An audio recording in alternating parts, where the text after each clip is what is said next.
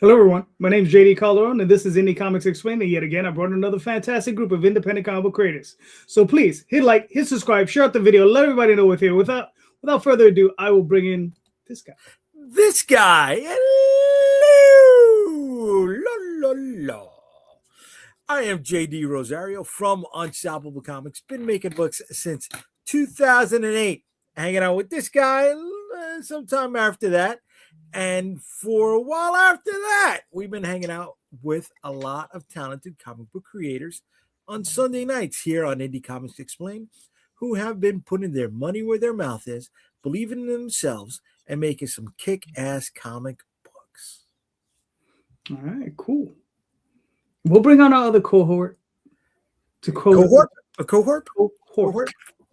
Oh, it's too much energy. It's too much fucking What do you mean energy. too much energy? Too much energy. Come on, it's the beginning of the week. It's a little bit of spunk. We're going to go into Monday. It's going to be happy. Come on. No, I'm going to bring you down. I'm going to come down so that we meet in the middle. There's too much fucking energy. Pace yourself. Did you see Calderon? Calderon got his title out in like 9 seconds this time. Yeah. Yeah, but that's him. It's too much energy. This is what I'm saying. It's too much energy. I'm the bright spot of the sun. You know what I'm saying, bro? I have to bring this down. Baby. I have to bring this down. I got to bring it down. We don't bring it down. Bring it down. Ain't nothing gonna hold me down. Come on, kid. Yeah. Yeah, I got him to pop. I got it. See, he tried to contain it. And then I shut it down. No, so what? I am the Thanos of this show. Always in balance. Listen, I know how to chip away at the armor. Okay? That's what I did. I got a crack. That's it. That's all I need. You're mine for the rest of the night. I'm still throwing you off the cliff. I love you, but I'm throwing you off the cliff. I'm lying, buddy. You're not going to be the first one who's going to try. All righty then. Let's figure out our guest. How you doing, Brian? Please introduce everybody. Yeah, Brian Mannell, kind of new creator, got a new Kickstarter, and screw balance. I'm here for the chaos. Let's go. Oh yeah. To the right place. Tom, buddy, time to get wrapped up in it. All right, very nice. All right.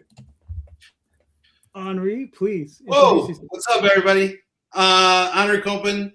I wanted to talk about my Kickstarter, but I'd rather talk about how much I love Watchmen so I can watch Tom cringe for the next hour. I like Watchmen. What are you talking about? You don't like Watchmen? I just said I like Watchmen. No, the comic. Oh, the comics. The comic. Yes, there we go. We're going to talk about balance. No comic. Yes, movie. This is all balance. The comic has lots of balance, though. Look at that. It's structured 9-panel pages all over the place. It puts me to sleep in 9 minutes, too. Yeah. All right. Very nice. Our next guest, Rod. Hi, my name is Rod, artist and writer of stories like Adventure Finders, which JD is putting out through a Kickstarter, which he also got funded in 9 seconds. So pretty happy about that. So I'm also in a good mood. All right, cool. And last but certainly not least. Hello there, Ray Jameson, writer of the Madcaps. Looking forward to hanging out for the next little bit here. That's all I got for this one. That's the shortest intro possible, even shorter than JD's. Well, I had a lot more to say. You did. Ray, so what happened with the side? What happened? Why is this just this front forward thing? What happened to the 3/4? Do you want to go back to that? We can do that. Not necessarily. I'm just curious as to what happened. Starting next month, he goes the other way. It'll just be we're going to do the back of my head for a while too. There you go. Just no, basically at some point. I got more options in the room I stream from, so gotcha. That's all. You threw out some crap and made some space for yourself? Yeah, okay. Pretty much. That's what I figured. All right. Fair enough. Ray, I don't like it. You want Alfred Hitchcock Presents? Yeah. All right. Gentlemen, I'm pretty sure you saw the show question. Nope. Right? So I've added a little bit to it, so it's a little bit more nuanced. So So here we go. When was the last time you've seen positive growth in your sales, either via bank account or dollars made in crowdfunding? Why/how did this happen? can we reverse the course on our negatives and keep positive results rising? Well, you put that all into the opening question? No, he said he added and revised to it. Oh, you added and revised. Oh, Yeah. Come on now. Oh, You know, okay. yeah. Okay, so you did an old bait and switch. Even the low energy Right? guy paid No. attention. No bait and switch. It has the same thing as Coming for the $299 36-inch box TV, and I'll sell you the 26 black and white one for $500. Yeah, that's what you just did, bud. That's what you just did. No, but anyway, I would but actually listen. do that, to be honest, but that's just me. See, but here's the real fun thing, though. Right? Last man in, first man up. So, Ray, please, what are your thoughts? Black and white TV, hands There down. you go. Sold. Okay. All right, so I'm pretty relatively new to this game. So this current Kickstarter I'm on, I got it funded and the most money made, and only halfway through this campaign compared to the other two. So I'm still figuring all this stuff out in regards to like the analytics and the fine details. I think I would need a couple more comics under my belt, if that makes sense. So I've had like positive growth right now, but it's all relative for me in my little world. It's huge, but what's 3 comics in the grand scheme of things? Well, but I mean, have you seen positive growth? And Yes. what are you doing to maintain that? He's doing 90 podcasts a month. So this is 77, no lie. So podcast is one of them. I definitely like to socialize, that's for sure. I don't know the secret. I don't know. So right now it's going very well, and I've been putting in effort. Okay. I don't know what else I can add to that. I don't know if it's the Canadian. I didn't ask you for your secrets. I asked you for an answer. What are you doing? Okay, so the only thing I can do in regards to effort is just socialize, like just network and say, this is what I'm doing. I don't know how else to answer that. Unless I'm being exceptionally dense and I'm still not catching what you're pitching here, JD. All right. Basically, what I'm saying is like, obviously you've seen positive growth because I've seen your 3 campaigns. You have grown, which is great, right? But what is it you're doing currently to grow it? 77 podcasts. That's There the you go. answer. Yeah, I 77 know. podcasts. You know, I want to get it out of them. Okay, so Oh, you hear what I'm saying? this is podcast 77, and I'm definitely making sure everybody under the moon that talks comics online is somewhat aware of my my product. Okay. The only other thing I think which also helps is I'm not just selling one this time. I'm selling 3 and an entire mini series. Mhm. So I think that's a big portion as well. Yeah. Okay. All right. Fair enough. Brian, now I know, is this your first campaign? Yeah. Oh, First okay. one. So, well, you could just give me your thoughts on what you think of. So he's seeing growth every day. Well, there you go. There you go. Yeah. My entire comic career starts today from here. It's just I'm just letting it go up. And that's it. I'm gonna forget about the last few years. There you go. You started at the top and kept going. There you go. Yeah, exactly. But it's going better than I felt going into it, and I've been really overwhelmed. I've been thanking the community left and right for the past week or so, because everybody I've gotten to know and talk with has helped me out up to this point and came through for me too. I started out with a meager goal just to kind of cover printing and shipping, and it's far exceeded my expectations right now. So I've really enjoyed the process in terms of kind of like getting out. I did actually kind of surprisingly like the exploring ways to promote this. I noticed like, oh man, today I'm barely getting any backers. Like, what else can I do to kind of make myself grow? And so up to this point, what I've been doing is I've been going on these podcasts, as people have been talking about.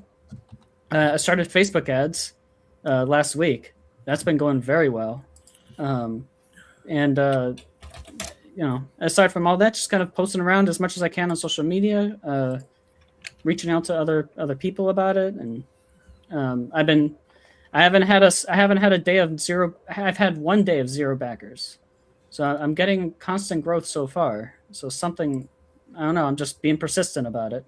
Kickstarter also gave you, just looking at your page, Oh, yeah. Project We Love is you got that award on there. That's really awesome. Yeah, I funded in 6.5 hours, and then I got the Project We Love, and just I don't know. It's pretty cool. Good for But you. I'm just glad the backer counts just have been going up, and I got we reached all our stretch goals. So now what I'm doing is I'm exploring new stretch goals to kind of add in to in these last 11 days, and so that's going to be kind of like my task for the next few days here. Trying to keep the growth going in a multitude of different ways as I can. All right. Also, cross promotion. I'm doing a lot of cross promotion with other creators too. Good. Excellent. All right. Cool. Mr. Onrie. Well, I want to go back to something that I remember Tom saying to me 5 years ago when I interviewed him, which was that you just got to keep hitting that launch button and being consistent and making sure that you take care of fulfillment and make sure you're there for your backers and show consistency. Put stuff out, make sure it gets done, make sure it gets out. And so I've been doing that. So honestly, I have to say this is my 8th campaign. I don't use Kickstarter as often as most creators do. So I'm most of the time I'm doing cons, but that's where the bulk of my money is coming from. I usually use Kickstarter as like a vehicle for funding my print runs and things like that. So it's, I guess, more of a defensive strategy. But the thing that I'm noticing is that through that consistency, you're building a reputation of being somebody that people want to continuously come back to. And of course you have ups and downs in, like the market, like times can change due to economics and stuff like that. Like some people can come in and then they'll back out because they have financial obligations that keep them from investing in your campaign. But the one thing that I've kind of learned with this is the less you stress about it and the less you're out, like you need to be out there promoting and doing shows and doing all these things. But the less you're kind of like, hey, I'm suffering, come and help me. I'm on a sinking ship. And the more relaxed you are, the more you support the community and just in general show your love and enthusiasm for the industry as a whole. I think that attracts more positivity and more. It just makes your campaign look more attractive, and it makes you look more attractive too. So, and actually, I'm going to go back to something that I learned when I did JD's other show with Rob a couple weeks ago when I first launched my campaign. And one of the things that Rob Multeri said to me was, one of my strengths is getting up and people seeing me, and I'm always broadcasting. I resell comics and do things like that. So people are always seeing me, but it's hard when you're always talking to the same people saying the same thing. So that's what's great about comics is that there's so many comics and there's so many people doing comics. So I started hosting like creator hangouts as well, like what you guys are doing here, and just trying different things. When you help other people out, that's like, I think the real way that you're going to grow as a creator. It's like that rising tide raises all ships. I'm a firm believer of that. And Brian, I just backed your campaign too. So Thank you. That's how it works. We all support each other. And I've seen that you've been, keeping an eye on what I've been doing and, commenting and stuff. So, you return the favor. I actually didn't even know you were doing a campaign until just now. So, and congrats on being on the back end of it. So, yeah. And I mean, honestly, I'm feeling pretty good right now. I'm about like $600 away from funding, like a little over, plus or minus $600, and I still have 2 days to go. So I know I'm going to hit that goal. I hope I can hit my stretch goal for everything. I really hope I can get what higher than that. But I think sometimes, like when we have these expectations of what we hope we can get versus what we're actually capable of getting in this time, I think it's just better to just focus on consistency, focus on your backer numbers, not the dollar amount. The dollars will come later. The consistency is key. Yeah. All right, cool. Rod, what are your thoughts? Well, my personal economy. Well, to quote a famous president, it's gone up 600%.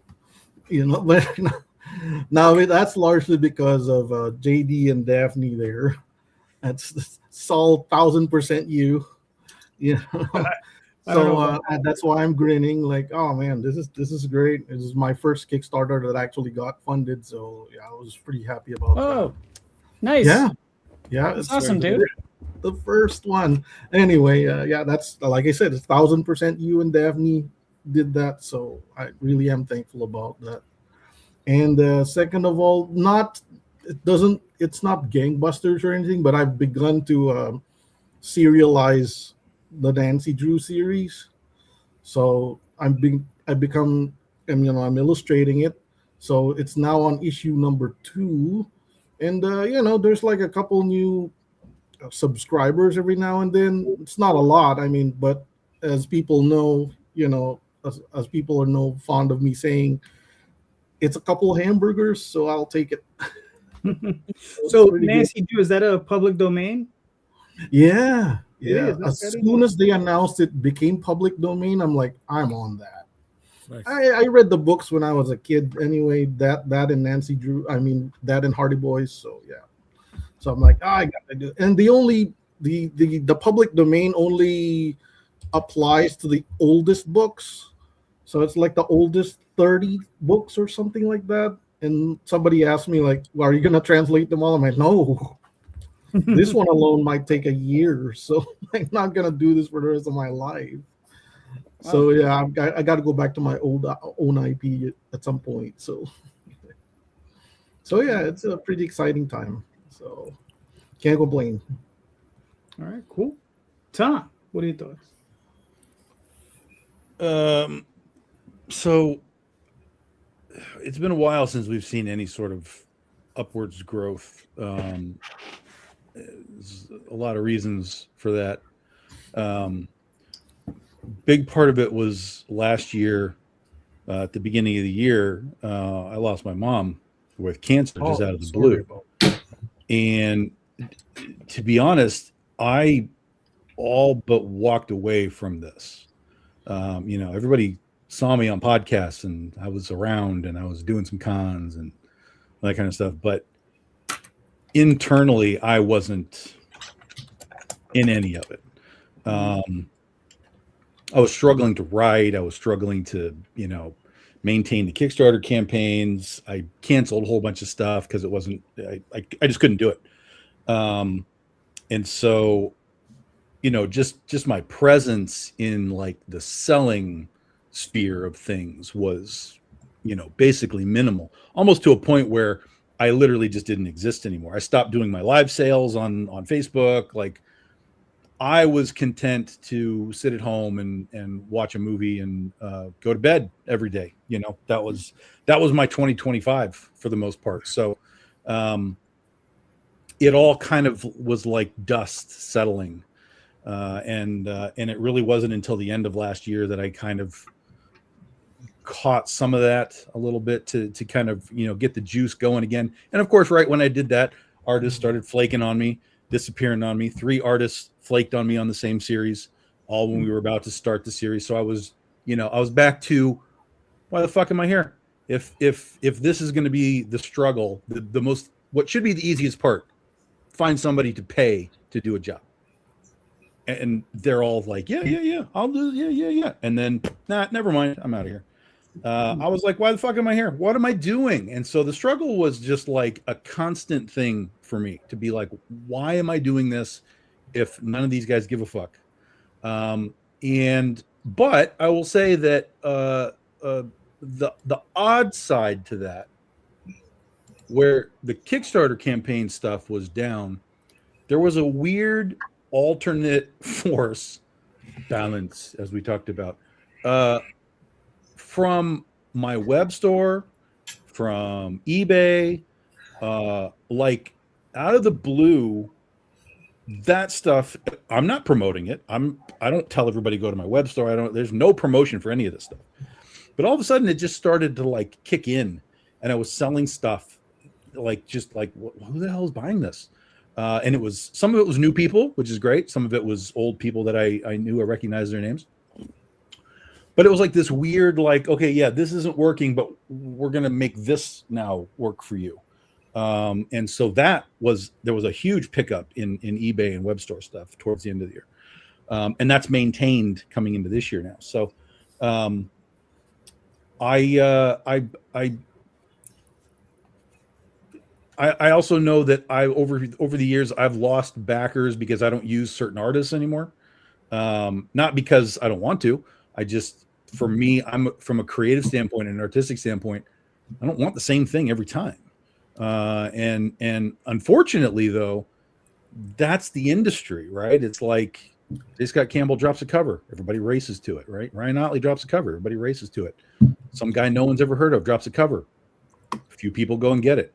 And that's kind of where we are. It's like I'm producing art that's incredible. I'm not producing art, I'm paying for the art, but the artists are doing a great job to do these pieces of art. But because they're not names that people know, there's less of a like hard drive to it. I know there's backers that will not back me for anything unless I have a particular artist. That is all they do, that's all they buy. So they're not really a fan of Big Dog Inc. They're just a supporter of that artist. So, you know, whatever, buy what you like. But that's just sort of where I am. I'm in this weird sort of quagmire of stuff where it's like I'm trying to adjust how I do Kickstarters. I'm trying to reset my mindset for like, okay, maybe I don't even want to do 3 weeks anymore. Maybe I just need to do 2 weeks. I need to adjust everything, keep everything tight, clean, efficient, get in, get out, move on. So next year, I think you're going to see a lot of different setups for what I do. And I've got all year to figure it out. So, you know, be ready for a whole new world of Big Dog Inc. methodology in 2027. But for now, it's just sort of, let's get through this year. The fucking artist that flaked out on me, I got him replaced with somebody who is enthusiastic, thankfully. So he's going to be working for me for the rest of the year. I woke up today to a bucket list artist who I can't believe is doing a cover for me. He even took notes. I was like, I'm giving this guy notes. What the fuck is wrong with me? And he was like, oh yeah, I see it. Let's do that. So that's great. So there's good stuff like on the horizon, but like sometimes you just got to go through this mire of hell to you know, get yourself through the other side. And what do we do to do that? You got to keep going. Just like Onrie was saying, you just got to keep going. Just do another one. You don't got to do one every month, Calderon. But you know, you just do another one. Just keep going. Keep talking about it. That's the thing. It's like doing this show and doing Lori's show and doing Rosario's show. Like you guys kept me in that cycle of you know, at least feeling like I'm doing something last year. So I appreciate you guys having me on these shows and letting me talk to people, because this was the energy that I didn't have at all last year. So yeah. You know, Tom, I saw you a few times last year, and it's weird because, like, you know, I knew that you lost your mom and everything, and I knew that obviously has a big impact on everything. But honestly, I had no idea that, you know, you were dealing with all these internal things. Like, I see you online all the time. It's almost like you didn't skip a beat. Honestly, I didn't know all this stuff was going on, and that you were thinking about, you know, stopping completely. I'm glad you didn't, but like I didn't.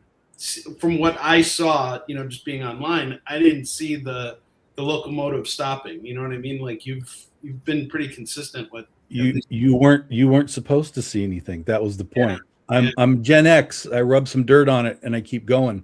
Yeah. But you know, at the same time, when it all stops, when all the podcasts stop, and I'm sitting here by myself in the house in the dark, you know, that's when it really, really finds you. And that's when you got to make those decisions. Like, am I where I want to be? Am I going in the direction that I want to go? Is it time to just say, put it aside, go somewhere else? Like, there's been a lot in this tiny little brain in the last year. So Let's see how we can get through this year and into the things that are exciting me about doing stuff next year, which Mr. Ray is a part of, and then we'll see what's next. I'm glad there's Maybe some I should amount not of have my mic positive muted. direction. Yeah, I mean there's a positive direction. I'm glad there's a direction. I mean, yeah. There's definitely positive direction, and it's always what energy do you want to put into it? What energy can you put into it? What do you have left? Last year I had nothing. Yeah. I was running on fumes. So, that's why I said it took me really to the end of the year before I could reboot myself and restart and be anywhere near sort of attacking this game again. But I kind of feel like I stayed on it. I hung with it, and now we're starting to get that traction again. And if we can drive that through this year into next year, we'll have a really fun next year. Yeah, I hope so. I'd like to see more from you. Yeah, and Tom, I was always going to tell you that despite everything, you still always have Laser Blast. I'm just saying. It's true. It's true. I can watch it anytime I want. I can play with my action figure. Yep. That's the real positive here. Yes, you have the soundtrack. It doesn't have any points of articulation. It doesn't move. It's a turtle without the shell. It's that good it doesn't need it. It's a standee. It's what they call staction figure because it doesn't. Yeah. I'm an articulation guy myself. You guys. Listen, man. I mean, all I know is, all I know is that stuff works. All right. Yeah. Yeah. Yeah. Way to take my energy from the opening statement, Tom. I told you, Paul Rosario. What is this? I told you I'm going to balance out this show. It's me being a literal dickhead. That's what it is. That's me being a dickhead. 3 times. I'm a 3-time dickhead. I know. I like how the main one in the middle has like the Ming mustache, and the other two are just like normal. Yeah. Is that all you, JD? That's all it's just a Ray. an assembly of JDs here. Who shared this? Who shared this? Oh yeah. What? This is JD's. This is good. Good job, JD. Yeah. Listen, me. So we're working on my Photoshop skills. I only use Windows Paint, so I can't relate. So there you go. I don't know where to go right now because I was on a high at the beginning of the show. Tom sucked the wind out of me, and then JD actually puts me up as a 3-headed dickhead. Thanks, bud. Thanks. I'm a beast. It's not even a kraken. At least give me 7 heads. You know what I mean? You short. That's what Jay said. Oh yeah. You gotta assemble your other dickheads again sometime. You know what I'm saying? I gotta come up with a round two, bro. I gotta make the call. I'll call them on Friday. If they show up on Friday night, they're my extra dickheads. There you go. Have a dickhead night. Yeah, there you go. Night out of dickhead. My face hurts whenever I come on this show. That's just because it's cracking from all the cold in Canada. Yeah. You know what? We're above freezing now. Wow. Very nice. Hey. Awesome. That's possible. Almost all of the snow is melted. It's amazing. Way to go. It's Nice. only May. Anyway, Jay, what are your thoughts on the question? I don't even remember where the fucking question. Go ahead, Rosario. Top my answer. Go ahead. Look, just like Tom, what happened to Tom happened to me the second half of the year, right? Much like him, the stuff that I was planning to launch last year got delayed to this year, and that's what's in the pipeline.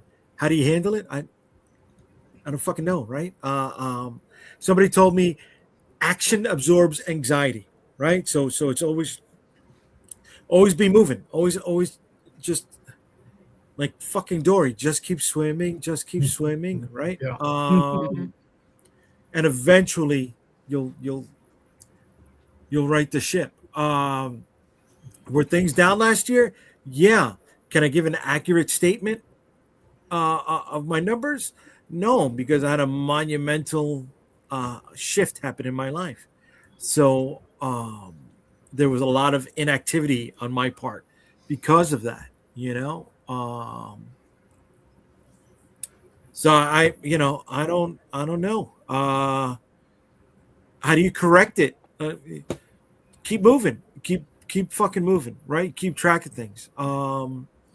If a book fails, right? Okay, don't do another one on it, right? Like if it really fucking fails, like if you make $2 on a 3-week campaign, just don't do it again.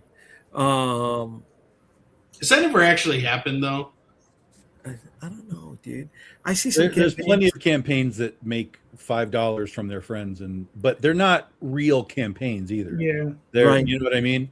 Anybody that AI puts any sort of effort into what they're doing, you may not fund it like that first time, but if you are showing people that you're legitimately making something, like there's campaigns that don't even have any art showing like whatsoever. Right. Like Right. no one's going to fund that crap.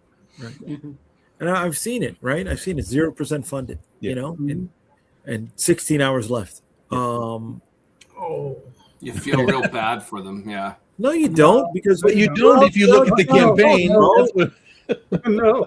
That's No, the no. Canadian thing. Canadians will look at that. It's not and the go, feeling "Oh." bad. It's the empathy towards their ignorance. Like, man, you should know better, and they probably don't. And you probably the person who has it going either A, doesn't care, or B, I don't get it. Why isn't it working? Like, that sucks, you know. I see. I don't even think it's that. I think it's somebody looks at it as I might be able to make $500, Yeah. and then just run away with it. Like Right. they're- you know, that's what I look. I at get it. that. Yeah.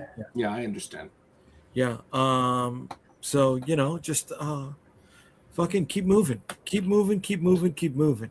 Right? If you're really into this, whether it's for love of it or for the buck of it, right? You keep moving. Yeah, stop being such a nice guy, dummy. I mean, DM. Sorry, I read it too quick. I'm so sorry. I'm so sorry. It's funny because I asked Daff a favor not too long ago, and she felt it was too underhanded. Now she's calling me a nice guy. Oh, that's so sweet. Very nice. She just called me. That's Well, good she people. didn't say I was underhanded. She knows what I mean. Anyways, She's good people. that's for sure. You know, the only mistake in her life is who she chose to, you know, partake the sunrises with. That was the only mistake, you know. You know, it's funny how you project. Jeez. Oh, I It's say that all hilarious how the you time. project. I say that to my wife all the time. I should divorce you for saying yes to marry me because that shows me right off the bat you're bad at making decisions. You really are. Right, but I'm just saying, just don't project it on me. You know, That's all. You know, oh, you know what? Let me project something for a second. Let's go Go ahead. back to the trolls earlier tonight. Okay, Just share the Go back screen. to the That's trolls. all. You Back let to the sharing the trolls screen. rock on my when I'm going live on Friday, but the second somebody calls you Timu Elon Musk, you shut it down before it has Well, 5 seconds to show up. Hold on. I think they were talking about you, though. I didn't say nothing. You were the one Well, pressing. you didn't say anything of any relevance, but I think they were referring to you. Oh, get out of here! You were in the moment. You were like, Ray, good. Are you sure Ray." you two aren't Right. married by chance? No. What about the other one? We had the other guy saying, "I'll buy your series. I'll buy the campaign. I'll buy the buyer." Oh, yeah. You guys turned away a customer. Just like take the money and run, man. Oh, We could have all been funded by now. But we come here to raise money, not turn away, not to turn away the trolls. What is How the do you deal pronounce that? Chodpek? Chehopak is how I read it. Oh, I thought it was Chodpek, but The other one was maybe I'm John just being Cole mean. Bonnie. He took me to Comic-Con, so that influenced that. Yes, I did. I took her to Comic-Con, so that's why she said yes, right? She said, "Hey, I want to get into Comic-Con." I'm like, "Well, wear this ring. Wear this ring." Well, you know, JD, Secret Dakota ring. Yeah. I remember one time I saw you. I think it was last year or the year before. You came up to me at New York Comic Con. You know, I think it was actually last year because last year's New York Comic Con for me was like really tough, and you were having a really good year. But you know, you were pretty much saying the same thing about just keep going. But you know, in particular, like we've both gone through divorces in the past, and you know, like you told me about some of the hardships that you had. But like you know, you have this you have a new partner now, and I met your wife before. She's wonderful, by the way. Thank you. Thank you. I don't even need to meet your first wife. You just, forget she exists. But I could see the energy and the positive effect it has on you when you surround yourself with the right people. Thank you, brother. You really kind of remind me of I don't know, like a Timu Elon Musk. I like Elon Musk. Elon Musk. I'll go with Ellen. I'll take that one. Wow. I just read it as I saw it. Elon Musk. I didn't think Elon. Shouldn't there be an extra E or an I in between the E and the L? If it's Elon. It should be E-Lon. Yes, there you go. Exactly. Then I would read E-Lawn. Elon. So he's Kryptonian, is what you're saying. He must be. But anyway, to get back to the question. So Jay, you're good? I'm honestly, did I touch on it? I'm not even trying to barely. joke. Just barely. What was the question? I was not joking when I asked. What was it? So the question is basically have you seen your numbers go up? Right. And last year, no, but because I had a reason. Go ahead. Right. You had issues. Right. Have you seen your numbers go up?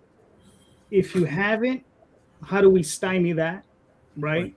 And if you have seen your numbers go up, which you have, that's the other half of the question. But yeah, what are you doing to stymie that? What are you facilitating this year to make sure you move forward? So all right, so it's definitely keep moving, right? Which is make more books, because you don't want your core group of community members, because they're not really customers, right? They're the people who keep coming back, stuff like that. But they're also engaged and they're spreading the word for you. So they're part of your community. You want to make sure that they have new material to lop onto, because if you're not putting any new stuff out there, it becomes stagnant and the sales aren't coming in, right?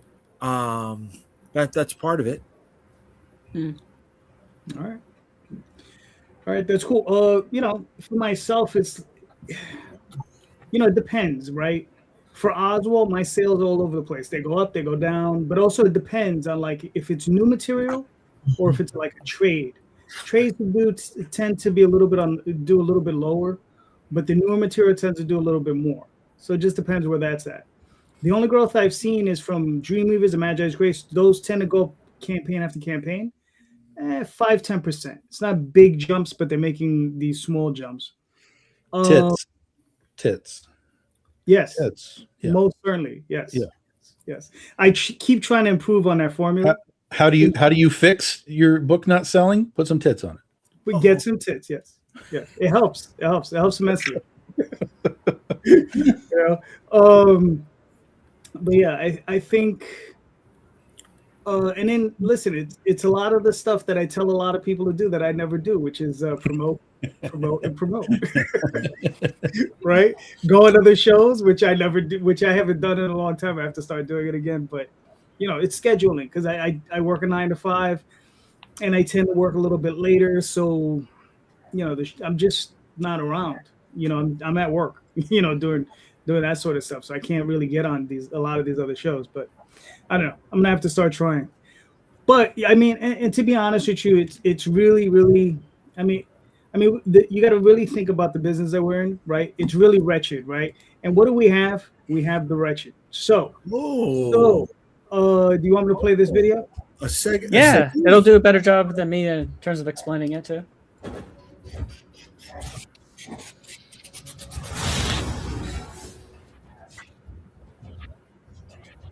Hi, I'm Brian Mannell, and I'm the writer and creator of The Wretched. The story centers on 4 young experiments of a mad scientist called amalgams, creatures made of animal and machine, who are sent out to abduct humans in the infected region of Romeheim. One of them, named Malik, wishes to be more than just a minion, and experiment on humans to create amalgams just like his master. But can he prove himself worthy enough to do so by his creator? Will it bring the fulfillment he longs for, or send him down a darker path that will shake his very identity as a monster? And is Malik the only one struggling with an anxiety or fear buried within? The Wretched is a series with an overarching plot that puts Malik and his cruel companions to the forefront as they struggle with difficult thoughts and personal anxieties that conflict against their brutal amalgam natures, forcing them down a path to either remain as the monsters they are and perish, or accept the changes within them to grow and become the thing that they hate most, being human. This campaign will feature 4 wraparound covers along with multiple add-ons such as bookmarks, stickers, and a moody print. So be sure to check them all out below. Thank you for taking the time, and I hope you'll like what we have for you here. Yeah. All right. Nice and short. That was great. That was a great video. Yep. Thank you, Onrie. Yeah, absolutely. So, Brian, I'm really excited about this now. I actually picked up the PDF of the first book. Cool. Thanks so much, man. That really means a lot. Well, it's straight cash for you. That's the thing that I like about it. You know, backing on the digital level, it's like you're giving the creator straight cash. And you know, like now that I saw the video, I usually don't watch the video. I just back the campaign. But you know, this it's really good. I mean, I scroll through it and I see like, do I like the artwork? Like, is this something I'd want to read? And you know, I enjoyed it. What I saw. Thank you. Yeah. And the book is already done too. So like once the campaign is over, I plan on sending out those PDFs and within the week. I'm going to look them over to make sure everything is okay, and then I'll be sending them out. But yeah. So this is a project, The Wretched, that I've been kind of developing for 10 years. It's something that I essentially started my comic journey with while learning how to write comics. The Wretched was a story I was learning to write comics with. And as the video said, this is a story where it centers on 4 different monsters that were created by a mad scientist. They go out and abduct humans for him in a disease and decaying region called Romheim. It's a fictional region with that's infected and has some semblances of early 20th century electrical technology and radio tech as well. So it's a really cool blend. And these monsters here, who are nice and evil and little malicious little guys, while they're really fun characters, very vibrant characters, they'll soon be kind of tackling some different inner thoughts that are very difficult for them to deal with. And it'll force them down a path to either, as I said, remain as the monsters they are, or learn to change and grow with these other sides of themselves to become something that they hate most, which is being human. In this campaign, I have 4 different wraparound covers. This book is going to be 70 pages. It's a 70-page book 1. It's all already done. And along with the 4 different covers, I have a small set of add-ons. I try to keep the campaign somewhat basic for my first Kickstarter. So I have a set of bookmarks, I got stickers, and I've got a print that I feel really great about. It's a print of Marlowe. Marlowe is Malik's experiment. He's one of the 4 main characters in the group, and Malik in the video said he wants to be like his master, so he creates a little experiment of his own to kind of prove his worth, to prove that he's capable of doing so. So yeah, the story will feature Malik, him, Arnett, the owl guy, who loves sneak attacks, and Dante, who's the dog-looking guy who also hates dogs, and Maverick, who's the monkey-looking guy. He's the primate dude who's like super chaotic, loves hurting, loves killing, loves bullying. He's a very fun character. And here, JD is just going over it now, but I'll also have the deluxe edition available. That's going to come out up to about 100 pages, where I'll have at least 13 pages of concept artwork with descriptions and lore of the characters and the environment, and a good amount of work in progress pages, about 15 of them out of the 70 pages of the book. So yeah, it's just a big, huge passion project of mine, something that means a lot to me, near and dear to my heart, that I've poured a lot of my own kind of fears and anxieties into. And so, yeah, I feel like I put together an awesome team, and I'm really excited for people to kind of check this out. I've already had it reviewed on Comic Book Yeti, so if anyone wanted to go to comicbookyeti.com, there's a review up for it. The reviewer really enjoyed what he read. So far I've gotten some good thoughts, good opinions on this. So yeah, I hope people will join. I plan to I'll say one last thing. I plan on having 4 arcs with this story, so it is going to be a decently length story. So I mean, if you guys are up for some to be invested in a really insane, gripping story about characters trying to learn how to change and struggling even against changing, then yeah, I recommend. I hope you guys will like what I got. All right, cool. Now I was going to ask you about. You said you have 4 arcs. Now, is this like one complete story in this book? Is this one arc? This book has this book is part of the first arc, but it does have a beginning, middle, and end with it.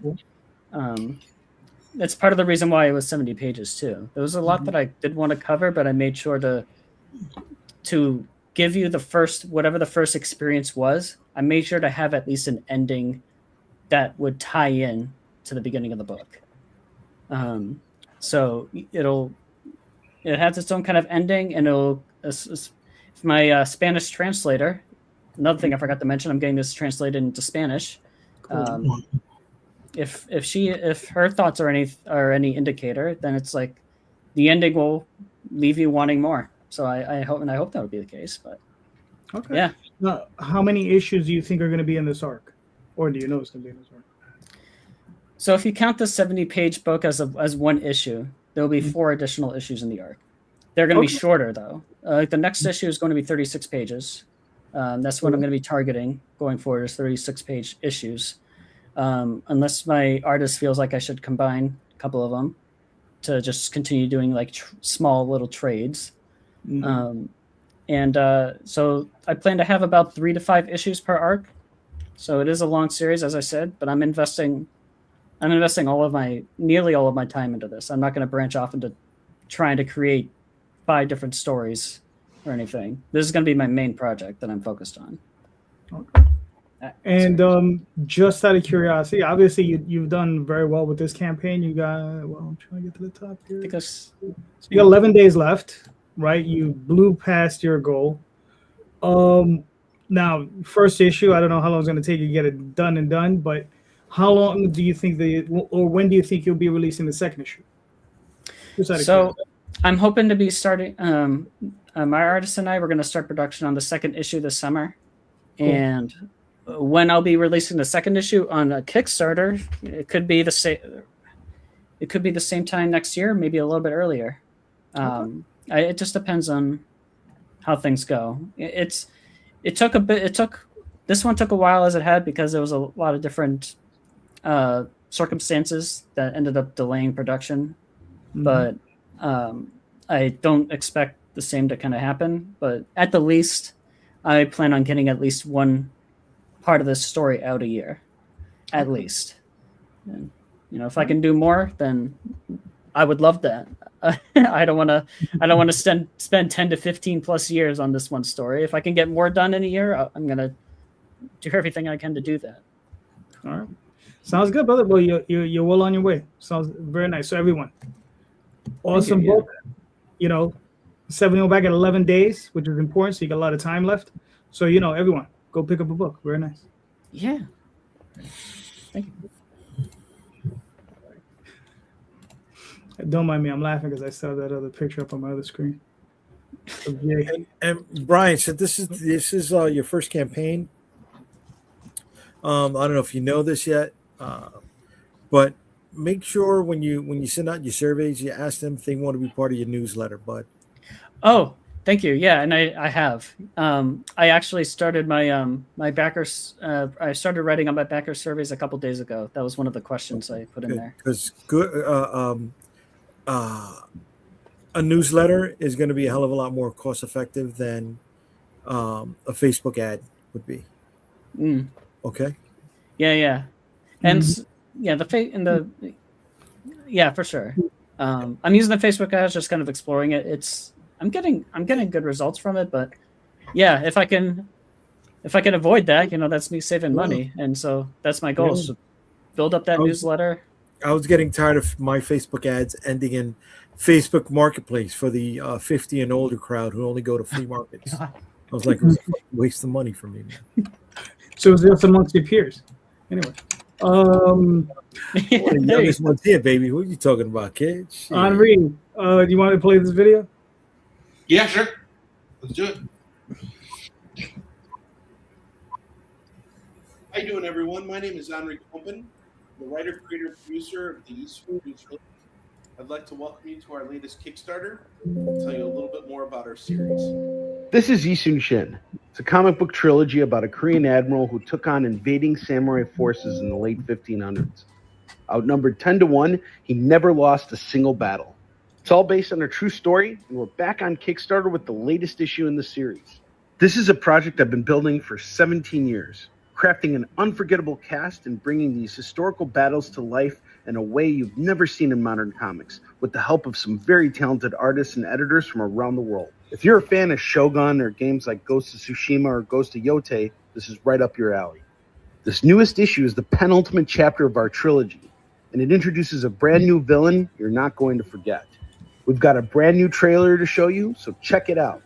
And if you like what you see, take a look at the rewards and back the campaign today.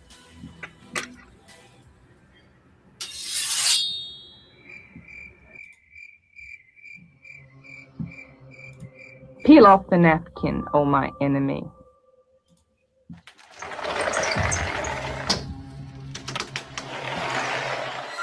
Do I terrify?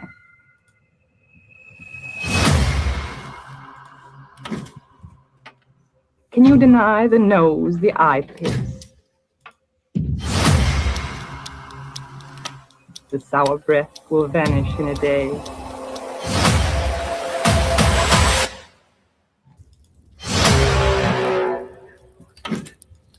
Soon, soon the flesh, the grave cave ache will be at home on me. I'm only 30, and like the cat, I have 9 times.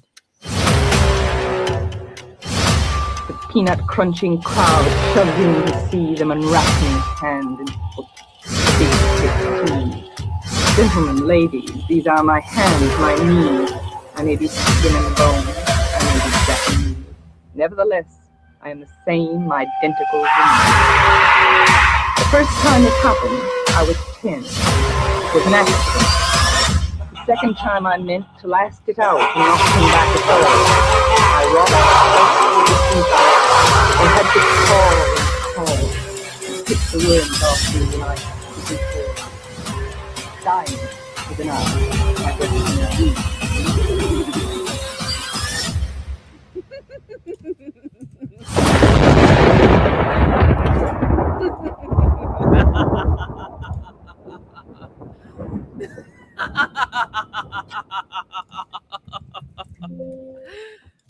Damn, I love that art. Nice. Oh, thank you. I appreciate that, man. Thank you very much. Yeah, I recorded my ex-wife laughing, so that's what that was at the end. So many lines there to use. That's a nice evil laughter. There you go. Wow. All right, so Onrie, walk us through this. What are we looking at?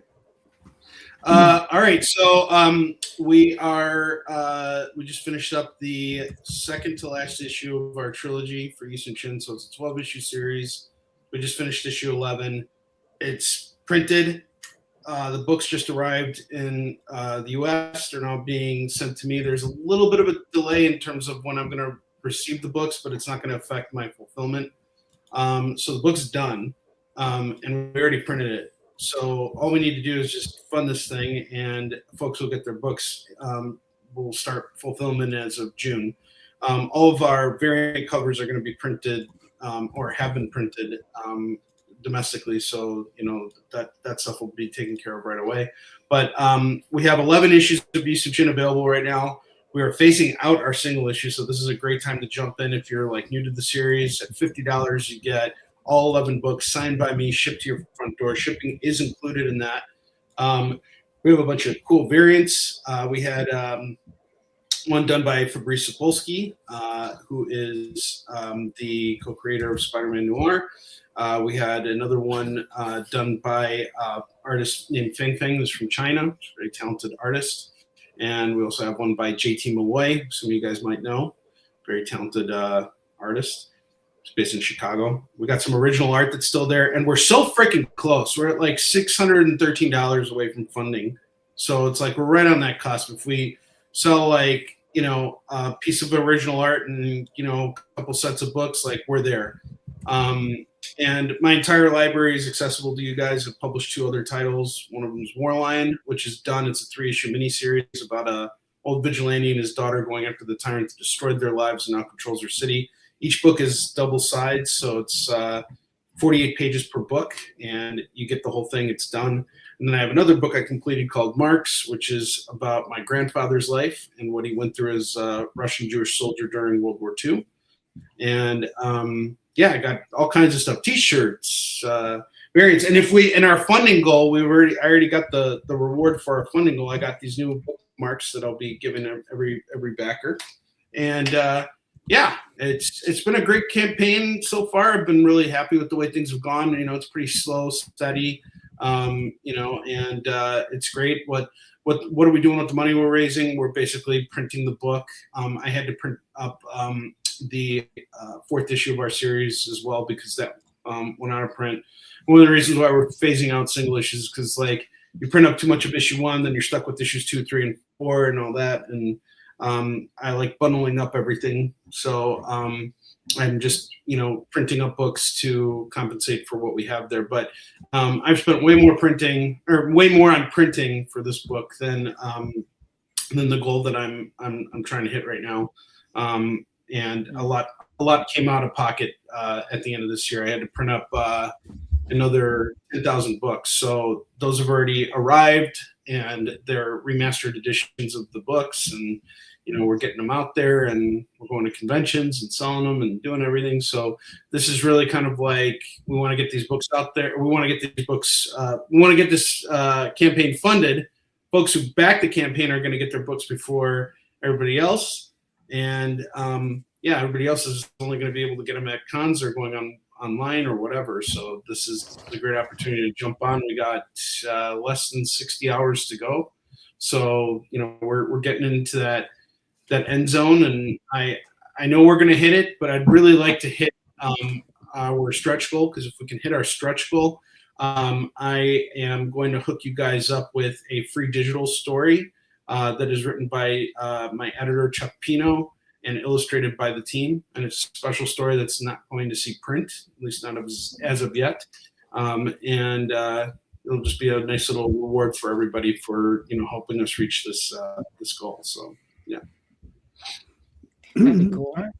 Cool. Now, does this bring the story to conclusion, or you still have more? No, we have one more issue after this. We're actually producing it right now. So, backing this campaign, you're also helping with the production of the final issue. Any extra money I have is going towards the artwork for the final book. We're about, I want to say, a quarter of the way done, script-wise, and art-wise, we're getting close to that quarter point too. So the last issue will definitely be out next year. It's just a matter of when. Because this is the last issue, and it's we got to tie up all those loose ends and close off all those character arcs and everything. It's taking a little bit longer, but this is my main focus right now. I'm not doing anything. I'm not taking on any other projects. This is the only comic I'm working on right now. And I really just want to stick the landing with it. It's one thing to do something and then, just to say, hey, I got it done. This to me is not just another issue of Batman. This is something that I've really put everything into, all my resources, all of my time, all everything. And I'm also going to be the guy who's going to be standing in front of my booth pitching this until my face turns blue. So I want to make sure that it turns out the way that I want it to. And I also owe it to my my co-writer and editor on the series, David Anthony Kraft, who former Marvel bullpen guy who passed away in 2021 from COVID.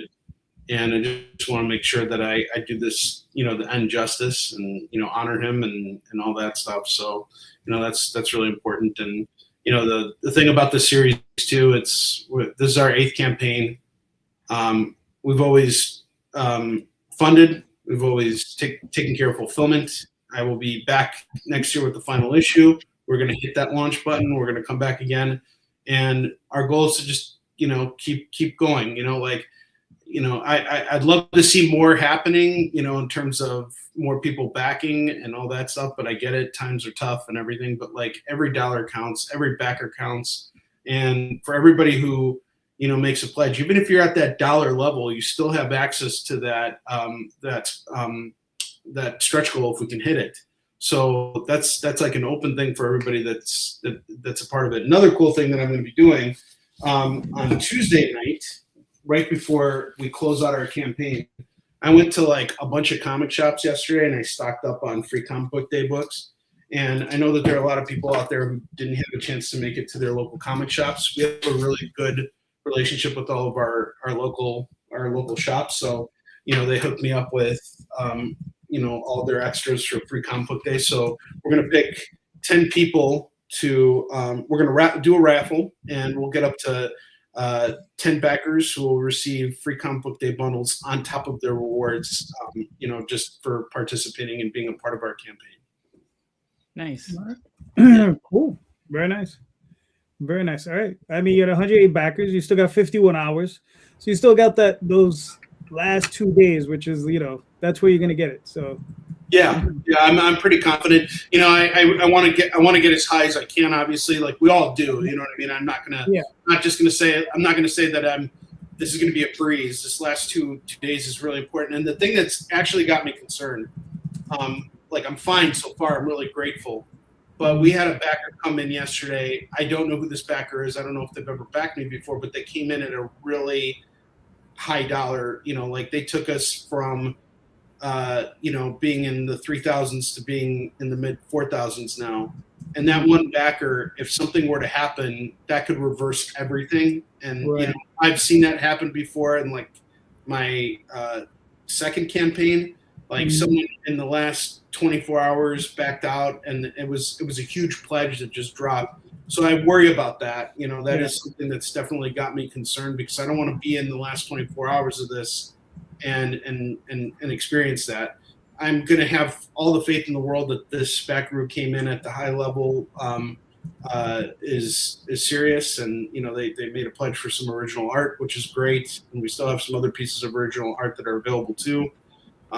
There's lots of great rewards, and if there's something that's missing that you want to see, you can message me directly. Like I had someone message me this morning. They said, hey, I got your early bird, which is all 4 of our variant covers, and they're like, I wanted to add some extra stuff, but I don't see it in the add-ons, so I added it in the add-ons. Feel free to reach out to me. This is my only focus for the next 51 hours. So I want to make sure we get funded. I want to make sure that you're happy being a part of this campaign, and that and I invite you all to join us.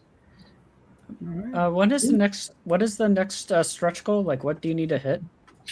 6,000 would be like the next stretch goal. So but our funding goal is right now the only focus I have. So I just want to hit it. I want to make sure we get our funding goal, because the nice thing now is it's Kickstarter has this, people can pledge after the campaign is done. So if we hit 5,000 and we fund, then people can make late pledges and we can continue to hit that goal. And, that'll be great. We can get more backers and stuff then too.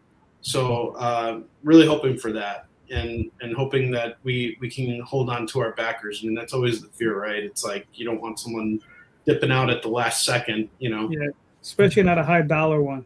Yeah, I'll totally. Yeah, has that high dollar backer? Do you know if they've backed like other? So campaigns? yes, they have. They've backed 13 other campaigns. So I looked at it. It's like, and I don't know how that works. Like if someone, Tom, maybe you might be able to tell me, because I'm sure I know for a fact you've had all kinds of experiences on here. Like if someone jumps in on a campaign and jumps out of a campaign, are they still considered a backer on that campaign or no? No, once you back out, then you've backed out. Okay, so yeah, okay. In that case, I think I'm pretty safe. This is a person who's backed, more than one campaign. So it's that doesn't mean a thing. I've had people back. I'll get somebody out there do like $300, and I'll be like, okay, who are these guys? And it'll show me, we backed like 100 things. And then they still jump out. So I don't want to be like the doom bearer, but it really doesn't matter what you see in their thing. Exactly. Was that about tap balance there, Tom? That's correct. No, but that's the thing I appreciate about Tom is that originally, I wanted to set the goal at 6,000. I had a chat with Tom 24 hours before I launched, and I set the goal to 5,000. And I'm confident I can do that now. See, and like I've been able to sleep easy at night because I know we're going to hit that goal. I look at where I was, last year, and I try and stay in that lane. I don't try and like jump from one unrealistic goal after I've done something. It's like, okay, I did 5,000 last year. Well, now I'm going to do 20,000 this year. It's like I would be stressing out, and you definitely don't want to do that. Now, just because you hit your $5,000 goal doesn't mean you can't hit $20,000. It just means that you don't want to put all this time into Kickstarter and not get anything out of it. And so, because that's a lot of time. That's your time, that goes into it, and it also compromises the project and everything like that. But I'm pretty confident that's not going to happen. I think we're going to be okay one way or another. So I'm in good spirits right now. I feel good about it. But like to what Tom is saying, like, yeah, people back out all the time at the last minute, even high dollar backers. It's happened with me too. And so, if we can get it funded faster, I will feel like, hey, there's at least a buffer here, because the last thing you want to see is get funded and then get an email saying, oh, that backer, that is the worst thing, Yeah. All right, cool. And now on to Adventure Finders. Rod, I've been dying to have you on the show so you could pitch it, because whenever I pitch it, it sucks. So I'm not sure it'll get any better than yours, but here goes. Don't worry about it. It'll be better. Well, Adventure Finders is something I've worked on since 2016, so it's a long-term project. And the last year was when I finally got book 3 done. So there's thousands of pages, and I've worked on it the last 10 years. And at first it was just supported by people on Patreon. That's pretty much it, really. Occasionally would get published by Antarctic Press at first, and it went up to like issue 5 or something like that. And then, strangely enough, Action Lab picked it up and continued at an odd numbering. They started 6 onward. I don't know if that was a good choice, but kudos to them for trying it, I suppose. And then, we know what happened there. So the book got stopped, and at least I have those issues. I got set my comps and everything. So at least they got out. But this one, I really have a great feeling about it because, like I said, JD and Daphne did like 1,000% on it, and I was pretty happy and excited that this book is finally out. Essentially, what it is, it is an action adventure fantasy story. I pitch it as a blend of Lord of the Rings with a little bit of Game of Thrones in there, because if you look back at 2016, that was when Game of Thrones was still running, and it was like season 4 or something like that. So I got some ideas, and I said, you know what, I should create something like a Lord of the Rings, but with more women, and that's what it is. The gender balance is actually kind of reversed. There's a majority women and just a couple of guys in there for the longest time. There used to be 3, but now they became 2 guys, and then that stayed pretty much it. But I don't believe in like idiot characters, like idiot male characters especially, which I really hate that. Like a lot of the stories that I have female centric characters, they make them look good by making the guy look bad, and I don't really like doing that with my stories. So the 2 male characters that are here, he actually said, Loki, the guy wizard actually saves her bacon a lot. It's just, if you pay attention, it looks like she's handling it, but she's not really handling it. But she's very competent. The main character is pretty competent, and her name's Clariette, a small town girl. But it's her, it's her cousin, Jovi the wizard, that kind of pulls her butt out of the fire a lot in the adventure. Towards the end anyway, he comes in because he's a wizard, especially after this is Dungeons and Dragons based as well.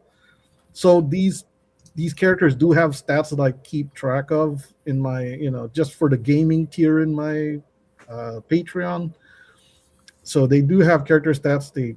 They start at level 1, and around the time they reach level 5, that's when you'll see Jolfie getting the fireball, as gamers know. And as soon as he gets the fireball, that was it. He becomes like this, party beat stick that, every encounter now is like he just launches a fireball and that takes care of everything. But yeah, it's a fun series. I like it. And I even made the commitment to put in as many animals as I can because I'm crazy that way. That's something that I find that's missing in a lot of these, adventures or stories. Even in Nancy Drew, they don't mention anybody having any pets. So I'm like, I'm going to change that.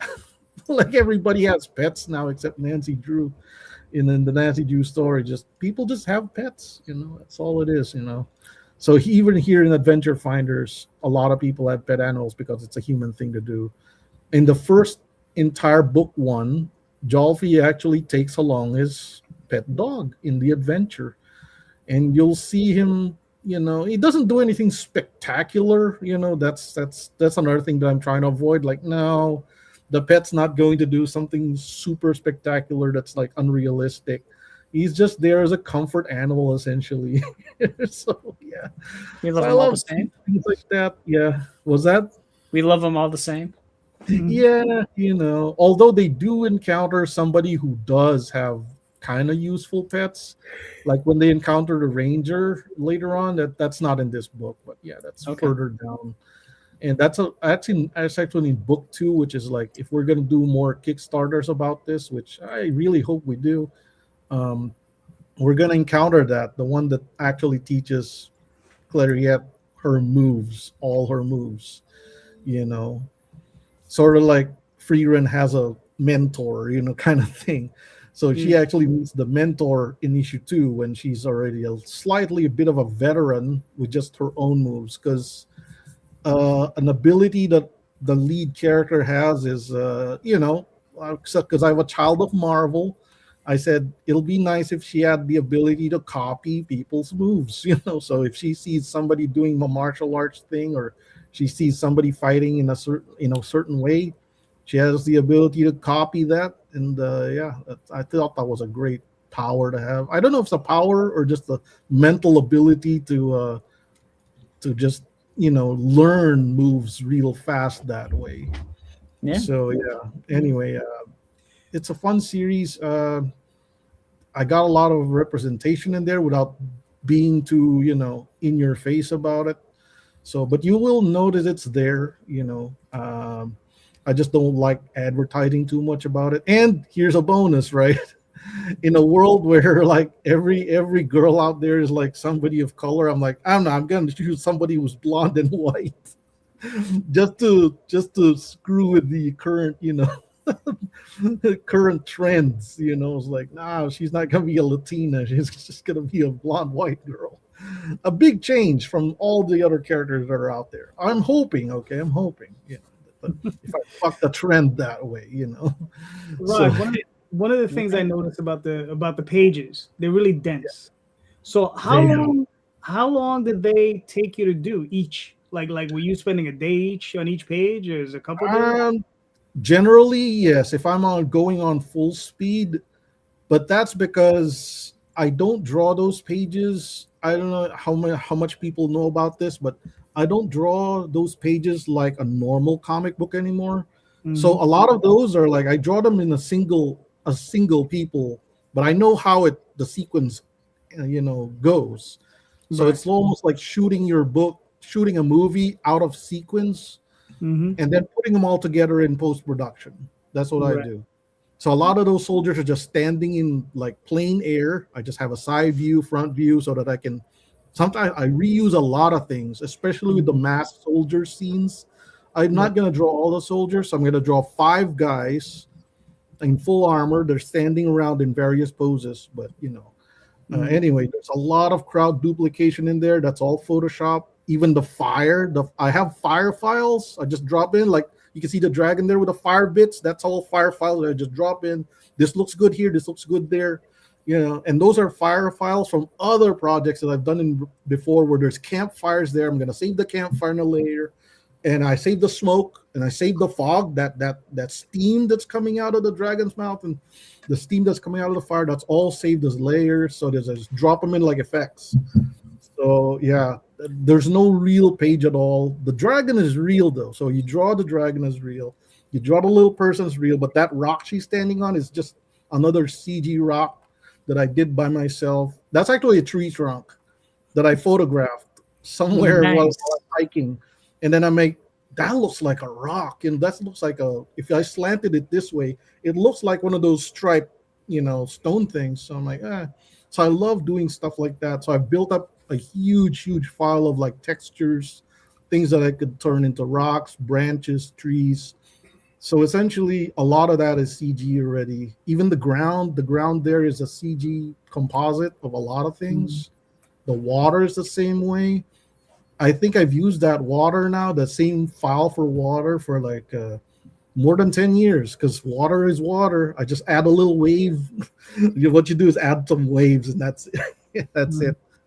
Or wakes, the boat wakes, and that's it. Yeah, but a lot of that, it has to be CG because of all the work that I do. Even the equipment on characters, sometimes that's a whole sword that I just paste on their hip. Because I'm not going to draw the same thing over and over again. I'm not going to color the same thing over and over again. So that speeds up my work a lot, So whenever you see scenes like that, so sometimes I go, that's where I repeat certain things. Like the horses, I repeat the horses a lot. I draw them separately with the saddle, without the saddle, and then I draw a saddle that I can paste on there, so that if I want a horse without a saddle, I'll just take the saddle out, and it's just a plain horse standing there. So I do that a lot. And a lot of those horses date back to when I was doing the American Revolution, with George Washington and all that. So in some of these scenes, I remember I just took out the George Washington and I put in a saddle, like a slightly more modern looking saddle, and just call it a day, and have another character sit on the same horse that George Washington sat on, because you have to draw it well once. That's the thing about when you're an artist. I'm like, I got to draw this once, but really well, because I'm going to reuse this over and over again. So, and then sometimes I draw horses without tails, because I have already a lot of tails. So I'm like, I'm just putting out tails. See, what I'll say this, like what I really like is like, this is not just it makes your workflow faster for yourself, but it's just also, it seems like you at least take the time to blend it in to make it feel natural within the scene at least as well. Because it'd be so easy, and this, like it'd be so easy to do that, but not put in the effort to actually blend it in with the environment and the round of scenery, the lighting, and it'll just stuff like that would just stand out. So it would be like, great work there, Dan. Great work. Thanks. Like whenever you see like scenes with the forest, it's actually the same forest. It's just that I just move trees around so it looks different, And sometimes I would put like different species of trees in there just to change it up, and they're all in layers, so I can just move them around. If I want more vines, I just throw more vines in there, and if, like I said, if I want more pine tree like looking ones, and just throw them in, and take out the round tree looking ones, So yeah, it's a whole other thing. Once you have the file together, you can go, well, just move a few trees around this different forest again, So it's a lot. It's a lot of that. I have a whole big, essentially a Hollywood backlot, but that's all in the production wise. In the story, I do like doing the Game of Thrones thing, which is a character does something and it totally throws the plot. That kind of thing. That kind of plotting. I'm like, I like that. So in that the first book, something like that happens, like a side character suddenly takes over the script because of one child, But I kind of like doing that because that's kind of, it reflects real life that way, Like in that encounter when she's saving that child, that's totally a request by a friend. She wasn't supposed to go, but she just felt sorry, and like the friend was like, "Come on, please do it for me." I'm like, "All right." So Rod, we're looking at 240 pages for this book at this point? It is, it's something like 240 pages. Like we got another 18 days to go, right? So everyone, go check this out. Awesome book. So listen, and like I said, it's fully endorsed by myself, my wife Daphne. So Well we're worth pushing it. Yeah. And yeah. So go. There's hardcover editions. There's paperback editions, signed remarked editions. So go check it out. Another 18 days. Adventure Finders. Very nice. Yeah, I'm looking forward to it. Yeah, me too. Yeah, cool. All right, cool. Who did we lose? Onrie said he had Onrie, to. somebody. All right. Yeah, he Okay. had to head up. No. Gotcha. All right. Madcaps. Sweet. You want me to play this video? Yes, please. It's less than a minute. While making contact with our friends Chasco and Sarlacc, we crossed paths with an undead outbreak in Ivywood. This led us down a rabbit hole involving a local drug called Weave, bandits, kidnapped citizens, and an ominous book which I was able to gather critical information from. Time was not on our side, and we were not the most qualified to address this urgency. We need to blow up the distillery. Can't hold this down much longer! The necromancer is mine. I am your beacon! All right. You hired the voice of the Darkest Dungeon games to do that? Well, shout out to Cabo Foster. He's a professional D&D player and voice actor, and also Michael Towson, who did one of the voices in there. But they're very talented, as you've already pointed out, and I was very fortunate to get them to voice. All of them have done a voice, and I think in every trailer in every issue so far. So that's really cool. Nice. So this is it. This is the entire series, all wrapped up in one bundle, all 3 issues. This is all about 4 friends who are stuck in one night trying to solve an issue, and they find out the hard way that they've bitten off more than they can chew. Going into issue 3, it's revealed to all 4 friends that there's going to be a curse put on their hometown by sunrise, and this all boils down to these exhausted individuals and seeing if they can survive the night and pull off a win. There is not just visual differences amongst all 4 main characters, but there's also like their personalities are very different, but you get to see how they rub each other the wrong way, how they synergize, just as you would see with a regular circle of friends. These 4 individuals, I think every human being can relate to one of the 4. Ironically, none of them are human. Madcap is basically defined as like eccentric. That's kind of an oversimplification. But if it's the large intellectual person who doesn't fit into a normal trope of being large or smart, and we have another cool thing about him is being able to store up lightning in his gizzard and vomit it out at will. Or we have this blue-skinned elf that has to hide his very appearance, or he'll probably be killed on sight at any settlement that he comes and visits. I think everybody can relate to hiding a bit of their identity, not wearing their whole identity on their sleeve on first impressions. We have a full-blooded dwarf who moved into a human city to help out those less fortunate than himself. He's kind of like an axe-wielding wild man a holy wild man of the woods, but a dwarf, of course. And then the last one, a little tiny guy named Dunanini, who has parents of different species, both dwarf and gnome, has a hard time fitting in with either culture, but draws from both bloodlines. And because of this, he can find a bond just as strongly with a friend as he would a family member. All of this together, we've got, I forget how many days at the top there, how many days we got left. We're done on the 16th, so 13 days to go. 12 We've got a lot of it's at 12 now. We've got a lot of really cool add-ons. We've got 5th edition D&D character sheets. The characters kind of adapted over accordingly. Lots of cool covers colored by Dave and Dan Kemp, drawn by Jay Sloan, Harv Salteras, my interior artist, Victor Medina. That one you just passed there was an homage to Final Fantasy for the Nintendo Entertainment System. And underneath there, we've got a lava foil cover by Fish Lee, and the one underneath that is Glow in the Dark of Chasgo. Everything white in that cover is going to be glow in the dark. I just really encourage everybody to go and have a look. Here's some samples of the interiors. And I know I could go on and on about this, but I'd rather condense this and keep it exciting as much as I can, because I will fall victim and blab really, really long. But regardless, if you like fantasy, if you have friends that you miss, and if you like stories that can be wrapped into one short sequence and you don't have to get references on Reddit about something that happened in 1970 or 1980 because all of the lore affiliated with it, this is the book for you. Go and check it out. All right, very nice. You got another 12 days. You blew by your goal. Yes. 45 backers, so you're doing well. All right, nice. So everybody, go buy a book, Madcaps. It's cool. Very nice. All right, Jay, you're up. Okay. Let's have some fun. If you could turn any intellectual property, whether it was a movie into a comic book into a movie, right? Wish fulfillment time, what would it be?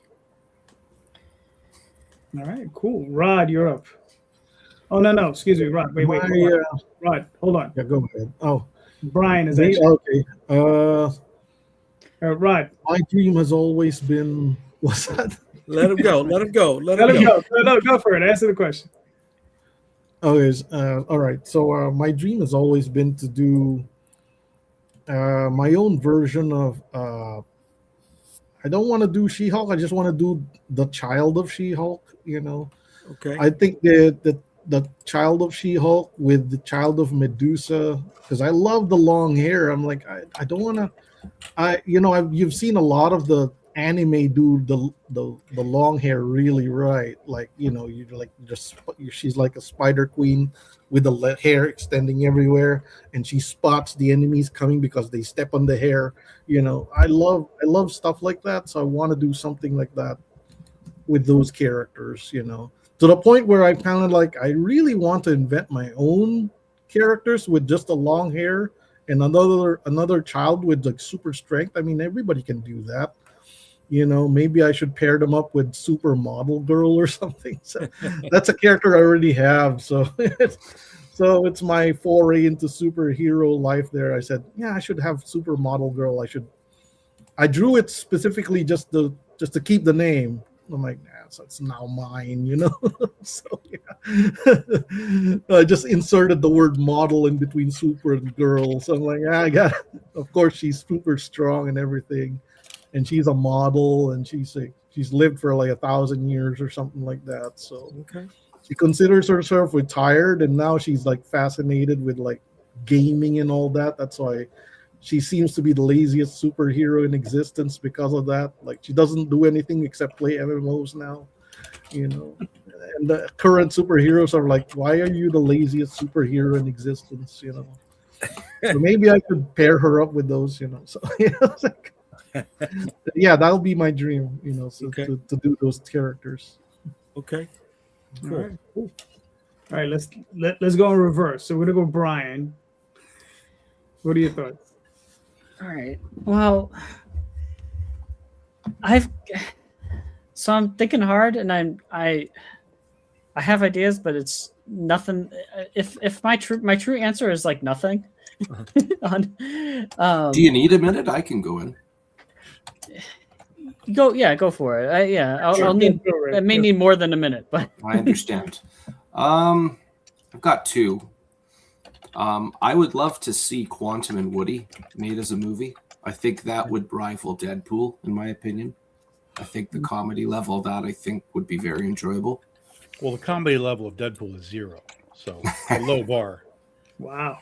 I spec in your linge. I understand. Okay. I don't know why people love Deadpool that much. I really... I dig them. I'm okay. I mean, this is a couple of the movies I've seen. I think with proper timing and holding back, I think it would be funnier. I understand the point being made on that, though. Yes. The other one is I would be very interested in seeing a comic book of Kung Pao Enter the Fist from 2002. Okay. I think that I just really enjoy the slapstick of that film, but I think in comic book it's not isolated to pre-existing film as the movie was. I mean, don't get me wrong, it was, for what it was worth, I very much enjoyed it, but I'd be interested to see that as a comic book. I like it. Okay. All right, cool. All right, So Brian. it can be like anything into a comic. It's not just movies, TV shows into a comic. If it's Whatever anything you want, dude. I'll do whatever it is in right now, you got to take it to another format, another medium. Yeah, okay. Well, so at the moment I can think of a game called Oxenfree being made into a comic. And the reason why I say that, Oxenfree is a gorgeous looking game, like an amazing kind of like art style to it. And it's a kind of game where like a bunch of kids go to an island and they accidentally unlock essentially a portal to a different alternate world where ghosts kind of these ghosts from the past kind of enter into their world. And I'm doing a terrible job of explaining it, but it's like time gets messed up on the island and such. There's like a bunch of different like time distortions and things like that. These entities from that other plane just feel almost otherworldly. It just not otherworldly, but just feel like beyond our kind of like scope of what a being can be. It's hard to explain, and I just think it'd be really, really cool if you see how that game kind of looks. I just think I can imagine like an artist really playing with that so well. And also, yeah, the dialogue in there is fantastic. It's a great set of characters, very emotional kind of storytelling in there too. So that's what I can kind of think about right at this moment. Okay. I'm sorry, what was it again? A card game? It's a video game. It's a video game. Okay. Yeah. If we're opening up to video games, I have one more. Metal Gear Solid for the PlayStation. Okay. That would be hard. That would be awesome. Yes, it would. That would be amazing. Okay. Yeah. You guys have seen video game adaptations, right? You know they're all shit. Not into. You are correct. Like they're 90% shit. And movies too. In movies too. Well, comics used to be that way as well. They eventually figured it out. We just got to keep pushing. That's true. That's true. I mean, you got to keep doing it and eventually find something that clicks. Which, in fairness, Sonic has clicked. They've done that right. I mean, that's been popular, obviously. So maybe they're on the right path now. Maybe. You know, and I love my video games, but yeah, I'm kind of more pessimistic about it. Yeah, they seem to translate well into animated movies or animated series. Yeah, Cyberpunk animated movie was pretty good. The Darkstalkers cartoon, I dug. Arcane was a huge hit. Arcane, that's right. 2 seasons out of that. Yeah. Okay. I mean, there's ways that you can translate them, but it's a tough thing. You know, if you try translating any video game into an hour to 2 hour kind of like format, I feel bad for anybody trying to do that. Gotcha. Okay, it's pretty tough, but yeah, I got to think about it. What would you jump on, bud? There's always been 2 properties that have been not just that I've wanted, but that I've pitched for, and I will probably take another swing at it, both of them again relatively soon. The first one is The Howling. I chased that down for a while. I got to take the original book author, Gabe Brander. I got to take him to lunch. That was unbelievable. Talking to him about making his book and all the nonsense that Hollywood did to him. Like, oh my God. But The Howling, I had my toes in that lake for a while. But I just couldn't get it to work. It ended up being a comic later by a pointless company that made a pointless comic book. Pointless comic book. The best thing about that entire thing is they got a Bill Sienkiewicz cover, which is really nice. Really nice. I gotta look that up now. But the book itself is just like, what are we doing? Tom hates them and their crappy comic for jerks. That's correct. That's correct. Yeah, it was just a wasted opportunity, like just a totally wasted opportunity. So I want that. And then the other one that I won't say I was close to having it, but I was, except another company got there first. and then totally screwed the pooch, is Land of the Lost, the old Croft TV show. I mean, what a just crazy amount of lore that went into those really just the first 2 seasons, much less the insanity of the 3rd season with like freaking aliens and Medusa roaming around the garden. Like, holy shit, we're jumping sharks every week. But the first 2 seasons, it was written, a lot of it by David Gerrold, who wrote Star Trek. Walter Koenig wrote a lot of those episodes. Oh, really? Yeah. It has really big. DC Fontana was writing those episodes. So there's a lot of lore into that series and done by a lot of really high profile writers. So there's a lot going on that could easily be tapped into. I sat down one time, watched all 3 seasons, wrote a Excel spreadsheet of every possible detail of everything that was ever mentioned in the series. So, I actually had conversations with Croft about this. I produced pages for them to say, this is what it would look like. This is how we would do it. And they were like, this is amazing. And then as it turns out, they were already in talks with another company, a company that doesn't even exist anymore, a company that fucked them over. And I won't go into that any more than that. But because of that, they basically were like, well, never mind. We're not interested in doing this anymore because the company just hosed the whole situation. Sid and Marty have now passed over the past couple of years. So I don't know who's in charge of the company anymore. I talk with Will and Holly at cons. I've seen them many times now. And so Wesley Yore, who's plays Will, he's told me you should just go do it again. So I'm like, all right, maybe I reset myself and send this pitch over again, because it's never been done. It has never been turned into a comic book of any kind. And so I think it would be something where it would be heavy nostalgia, and you could really write anything. You could do it direct, like season 4, and just go with it, or you could just drop into wherever you want to drop in and tell stories.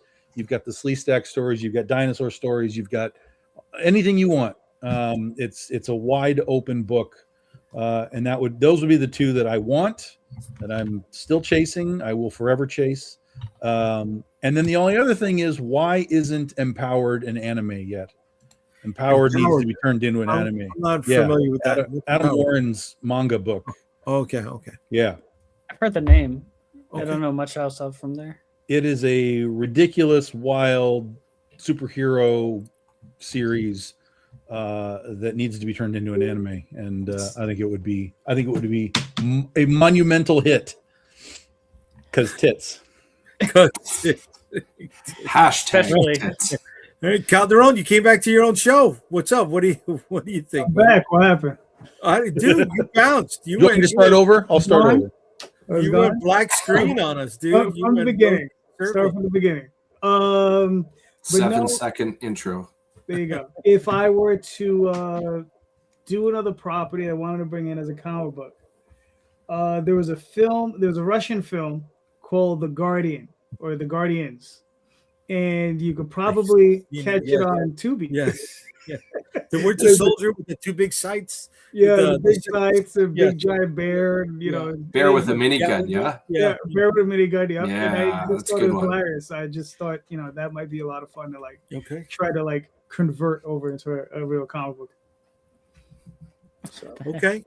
Just that one, or you got anything else? There's another Russian film. I'm blanking on the friggin' name of it. It came out in the early 2000s, but I'm blanking on the name of it. But it's by the same director who did Wanted. Not familiar. I'm sorry. Yeah. But the movie Wanted. Yeah.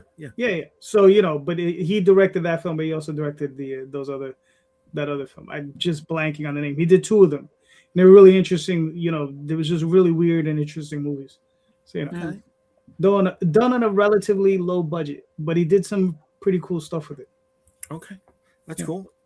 I would love to turn Old Laser Gods Blast of the Appalachia. Which not Laser Blast, no. Old Gods of the Appalachia. It's a horror podcast. They are closing in on 100 episodes, and it takes place in the early 1900s across the Appalachia Trail, right? So the states that are that are on it, Kentucky, Tennessee, West Virginia, Arkansas. So the lower end of the Appalachia Trail, and what happens is a group of miners dig into a mountain that's there, and they release one of the old gods, right? The ones that were around before we had people. He starts to corrupt the town, and how that affects not just the coal mining industry, but also the railroad, which was emerging. And they ran a Kickstarter for an RPG game that raised over $2 million. So they kicked some fucking ass. That's crazy. Yeah, man. And they go on tours. They do their live readings. Russian films, Day Watch and Night Watch. From those are the films I'm talking about. There that we I go. was. Okay. Yeah. My Day Watch and Night Watch. My wife likes those ones. Okay. Yeah, I prefer Baywatch. Baywatch is much better. Baywatch. Okay. Daylight was not bad. You didn't. That joke went right over your head. Yeah. The watch. I'll be ready. Yeah. Baywatch. Gotcha. And the other one I do is a video game, and I don't think it has ever been converted into anything other than a video game, and it is a very old Nintendo game. Tetris. Wait, No. That's also Russian. There you go. No, I do Rygar. I'm a mark for shield slingers, and Rygar was there. It's what if Conan had a shield on a rope, and that's what is this? Something I just found for Is you. this Jim. Megaforce? Where was this at? They never had Unfortunately, deep. Unfortunately, this is old, as I have discovered. Oh, This stuff was made in Japan for the 40th anniversary a few years ago. that is beautiful, dude. So you might have to dig to find Really these actual deep. things. But they didn't have that thing. They didn't have that at all in the movie. They had They that had a- big. I don't know if it's that size, but they had the big van. They had the big van, right? But not It's this. just not that scale. This looked like a mobile command center. Oh my Yeah. god! How much, babe? Forget the house. We're buying toys. You're gonna be real mad at me, babe. Well, oh my god, this is fucking cool. Was that for a game? No, it was just it's from what I saw, it was like some sort of a model set. So you've got to build it and put it together. But as it turns out, like I said, it was from a few years ago. There's your answer, bro. Hey, There's your answer. come on. And I don't know how you are not actively chasing this license. I don't know. I know. Look at it. It's so cool. Hi, who owns this? Who has the license? I don't know. Siri, who has It's the not- license? It's not you. Yeah. And you're the one. This is your laser blast. That's right. And you're not chasing it. There you go. And I don't understand. She's using your language. What did she say? I'm working here, baby. Gold spandex negative. It's a typo. That's an M. It's megative. It's a positive Negative. thing. Oh, that's going on a shirt, Ray. Negative. I like that. There Mega it is. tiv. It'll be your face on a shellless turtle alien Oh from my Laser God. Blast. Oh, Negative. Oh, that's a T-shirt. It's Yeah. a definition T-shirt. Negative, the extreme opposite of negative. I love it. I love it. It'll get you half the funds to get that license. So then if we get the laser blast, IP, then we can combine it with Crossover. Megaforce. We do a crossover, right? Jay, Yeah. Jay, I have the copyright holder for you. Ooh. Send me in a private chat. I can't have anybody jumping on this. Okay, send it to me in a private You're chat. reminding me of Homer Simpson. No, that trampoline's mine. No, because I typed it in. Who has the rights to the Megaforce? I have the copyright holder for it. Toho Tower Japan, Golden Harvest, North Shore Investments Ltd. Oh. I mean, you wanted it not to say anything, you just read it off on screen. Yeah, that's probably not the ones that Tom got. Though. I don't know. Anybody could look that what I just looked up. Tom has the inside track. No, he probably used the same system he used to track it down. I doubt it because I got Bing. Nobody has Bing. Bing. Big. Oh, wow. Tom, Without the button in front of it. Yeah. Tom, you got a question? No. I guess not. I didn't think so. I was thinking about questions today, but you saw the energy I came in with, so I wasn't able to put anything. I had too much in my brain today. It was a lot of stuff going on in my head today, so I wasn't able to focus anything. Gotcha. Okay, So you know what? I got the Baywatch theme song in my head now. Wow. Laser Blast is with Full Moon Studios. Yeah, we know that one. Yeah. So let's go with a softball question, right? Like, you know, I've asked this question. I don't know. So Tom and Jay, sorry, but you know, we have guests, so that's all I'm concerned about. All right, hurry up. We got 15 minutes. Let's go. Cut to the chase. Right. How do I kill it? How do you kill who? The Hellboy movie. No, it's not about Hellboy. The copyright holder? Yes. That would be Mike Mignola. But all right. So if you had the choice to get a cover artist, give me your second choice. Who would be your second choice for a new cover artist? Good call. Who would you pick? So let's start with Brian. Jeez. I live under a rock, okay? But you know what? The cover artist second, I have to really what's his name? I'm blanking on the name. What comic did he do? He did covers for Water Wars. What's his name? Water Wars from no. I like the creator a lot too. Why am I blanking on his name? So see, this is what happens. I live under a rock. In this, there you go. You're typing it in. Fantastic. I'm looking up Water Wars comic. I see it now. The 2028 one? Yeah, I mean... Water Wars 2028? There's a couple. Yeah, I mean, yeah, it'd be that one. Oh, I know who you're talking about. Yeah. Tim Fling's books? Tim, yes. Oh, Earth Dog Studios. I love that guy. Yeah. His cover artist, Erwin Arosa, I think. Arosa, yes. Anybody heard from Tim? Is he okay? Yeah, he's back around. He's back around, yeah. I hope that he's one of the creators I hope to talk with again someday. I used to watch the show often. But like, yeah, I mean, but if I'm being honest, you know, Erwin would be like my first choice. So who my second choice would be, I'd have to think about that. Like I said, I live under a rock, and I'm in my world. It's hard for me to think of names and whatnot. Brian used to watch my show too. I don't see Brian in the comments my show anymore. Breaks my heart. I think because he lost too many bets to Tom and me, and he's scared to come back on. I get it. I still have the secret bet with Tom. I still have it. I haven't forgotten. Yeah. Yeah. I don't know. The Kickstarters really threw my routine, JD. I'm sorry.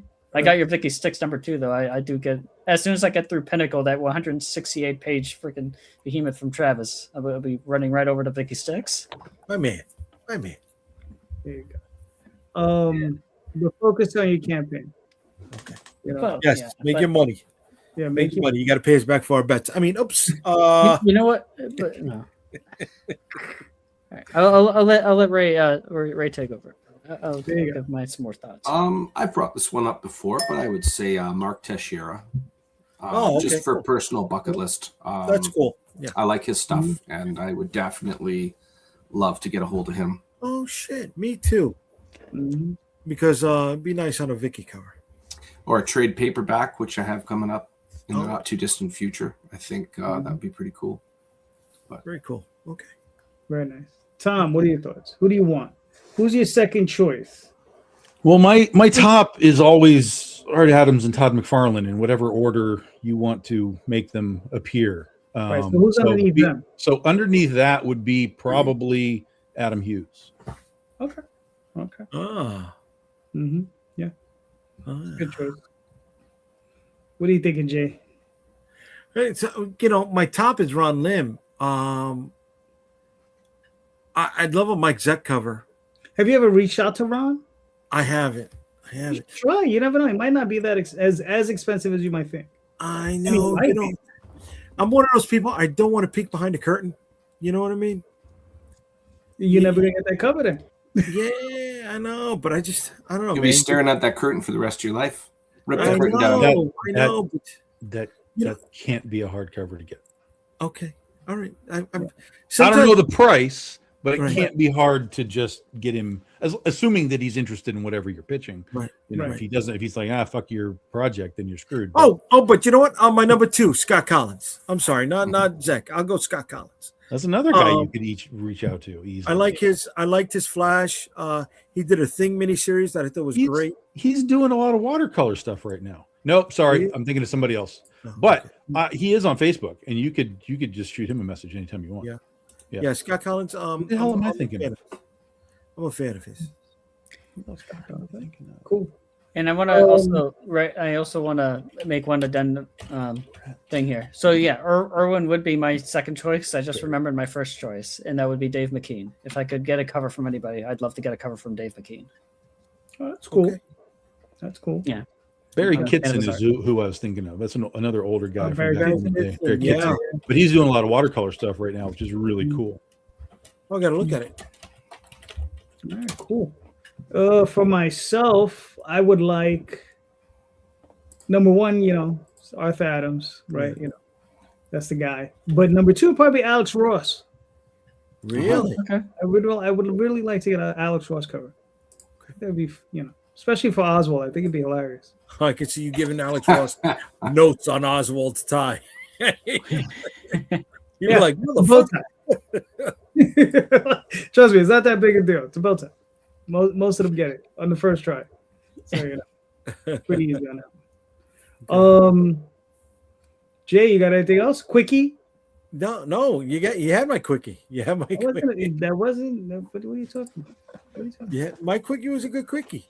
All right, fuck it. What are you guys reading now, if anything? Well, I'm reading Pinnacle, the anthology that Travis put out through Summer Comics. I'm drawing a blank because my mind is always in a blur. Cool. Oh, not cool. But before Pinnacle, I mean, I would each time I go to work on the subway, I'd be reading like an indie comic from somebody. So the thing is, they all go by quick. I'm gonna bring up my folder. You're gonna bring up your what? I'm gonna bring up my folder just to kind of check to see what I last read. Mm-hmm. All right.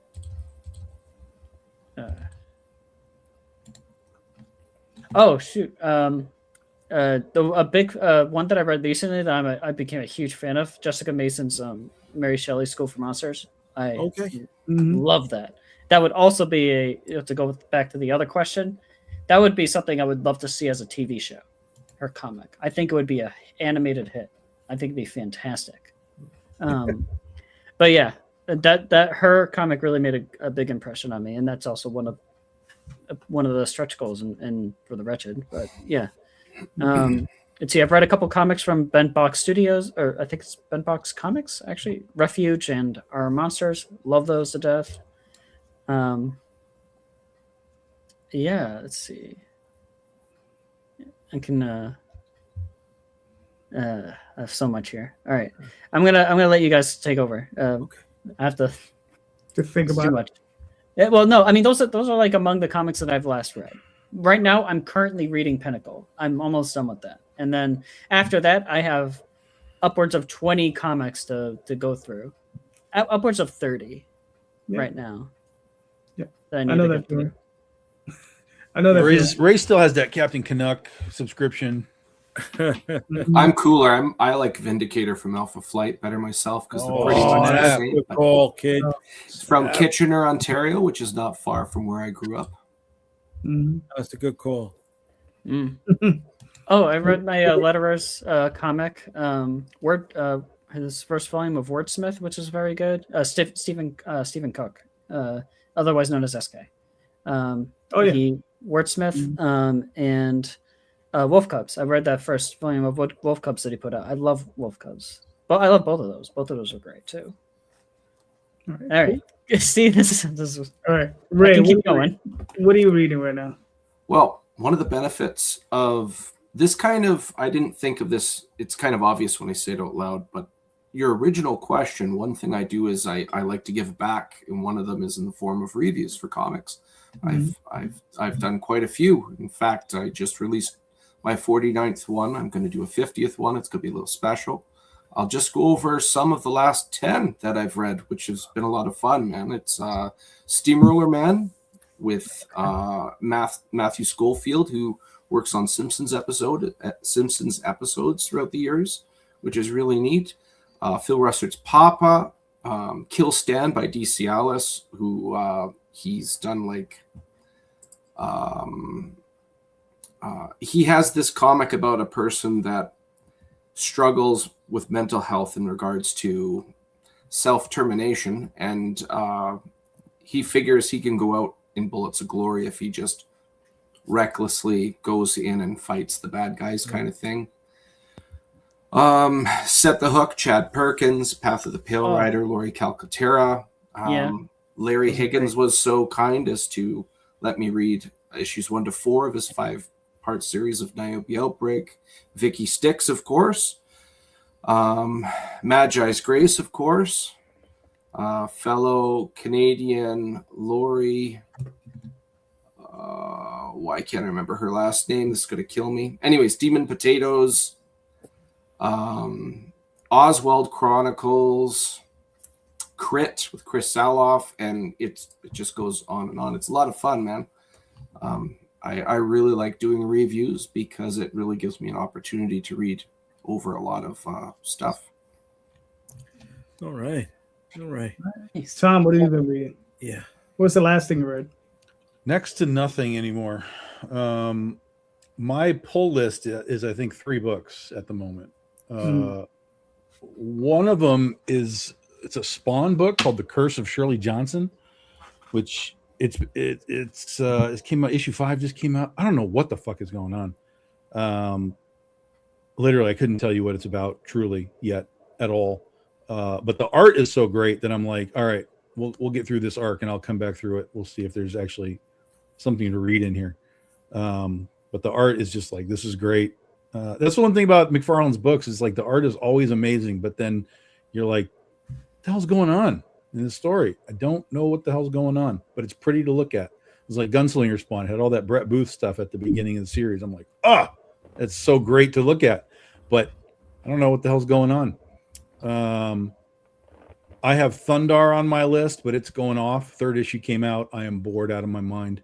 The only one, the surprise one to me is I took a flyer on, there's a new Black Cat series that's running. I just took a flyer on it because I was like, all right, art's kind of fun. It looks like a comic book used to be. So I took a flyer on it. I was like, yeah, this is pretty good. I got through the first 5 issues and I was like, yeah, this actually has held on. And then that 5th issue just went right off a cliff. And I was like, well, I'm going to give you one more.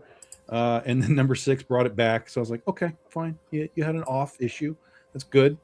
So Black Cat has been fun. If you just want like a fun superhero series that's not like mixed up in like all these world-ending event nonsense stuff, it's just here's a character living their life as a superhero / villain. It's actually really good. And then Battle Beast. I've been really liking Battle Beast. That's been, and I mean that's half of that is just Ryan Otley doing what Ryan Otley does. God damn, drive me crazy what that guy does. But it's also like inspiration too, because it's like I want that. That's what I want.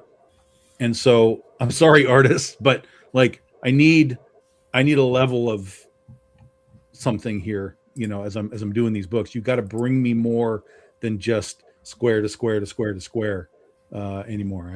We gotta punch up the visuals, and you know, that's kind of part of where I am for like next year, is trying to figure out like who are these artists that can push the envelope out of, you know, the normal realm. And when I can say, don't do it like Ryan, but I want you to be inspired by Ryan. I want you to be inspired by McFarlane. I want you to be inspired by Brett Booth and the way that they do things alternatively than just square, 9 panels. Fuck the Watchmen. I don't give a damn about all that stuff. You know, make it interesting. I want to look at it. It's got to be exciting. Yeah, make it interesting. I know. Yeah. Mm-hmm. Yeah. All right, Jay, what are your thoughts? What are you reading? So I got Wrestle Heist right now. It's almost over. Exquisite Corpses. It's almost over. And Battle Beast. I like Battle Beast where it's at. Yeah, that's where I'm at. All right, cool. I'm currently reading a book called The Bright Sword by Lev Grossman. He's the author who did the Medicians, the 3 books of the Medition series, which a TV show is based on. So, and that's like a book. So, but for comics, I'm reading Rat King. I'm reading God, what is it? It's by Dee Fish and her partner. It's the giant something giantess, some giant superhero book. It's a lot of fun, beautifully illustrated, but it's a lot of fun. I'm also reading Atomic Robo and Perhaponauts. So that's what I'm reading currently. So all right, so gentlemen, look, we made it to hour 2. Let's wrap this up. So Brian, where can we find you and your work, sir? Well, you know, I have a link tree right there underneath my name in the video. If you go to look at Linktree for Fractured Heart Productions, you'll be able to see a bunch of links, including one to my Kickstarter, one to a free 40-page preview of The Wretched on Global Comics, and various links to my social medias. So where you can kind of follow me to get more, information and stuff about what's going on. Very good. So, yeah. All right, cool. Ray. You can find the Madcaps Facebook page. You can also find me on Facebook as DM Ray. You can also find me on Instagram as Raymond the DM. Most importantly, check out my Kickstarter, 12 Days to Go. The entire mini-series of the Madcaps, 3 issues all together. One last thing I didn't say earlier about that. Kickstarter page there is a special edition trilogy. All new covers for all 3 issues. When you put them together, it makes this lovely image in the background. Go and check it out. Cool. Tom, where can we find you in your work, sir? BigDogInc.com. Go get your books. And Kickstarter, May 22nd, we will be launching the final issue of Goth Day. Cool. Jay, where can we find you? UnstoppableComics.com. You can find all my social media links on the website. Friday nights with these guys. Comic Book Streamland. All right, cool. You find Facebook, Twitter, Instagram, all those different places. Currently on Kickstarter with the Oswald Chronicles, Magi's Grace, at least for the next 24 hours, and Adventure Finders by Rod Espinosa. So go check them out. Thank you so much, everyone. And just remember, please check out the show notes. In the show notes are the links to all of these people's books.